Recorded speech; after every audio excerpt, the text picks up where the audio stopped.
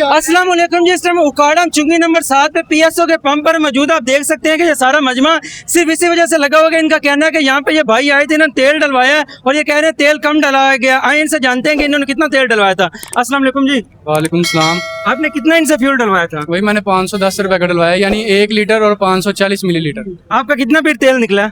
मेरा अंदर half litre पहले भी था और वो इनका मिला के पूरा लीटर निकला है। बाकी मेरा 2 लीटर। ये देखें जी, सिर्फ जो लीटर का पॉइंट है उससे सिर्फ चंद पॉइंट ही ऊपर है। भाई कह रहे हैं 510 रुपए का मैंने ये पेट्रोल डलवाया। आपको कैसे पता चला कि पेट्रोल कम जब है? उसने नोजल रखी तो एकदम से 0 से 400 तक मीटर चला गया। अच्छा। फिर मुझे शक पड़ा कि यार मैं टैंकी देखूं।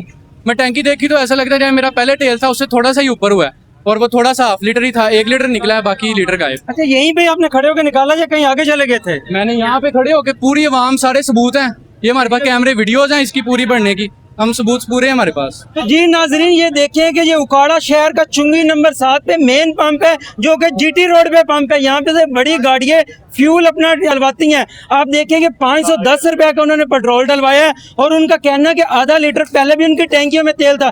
ये जो पेट्रोल माफिया, इनको लगाम डालनी पड़ेगी, इनके हर पंप्स के पैमाने चेक करने पड़े होंगे, क्योंकि जब भी पेट्रोल की कीमत कम होती है तो सबसे पहले ये अपने पंप्स में पेट्रोल देना बंद कर देते हैं। और इस किस्म की अंधाधुंध करप्शन इनको बंद करनी चाहिए और हकामे वाला को इसको फौरी तौर पर नोटिस लेना चाहिए।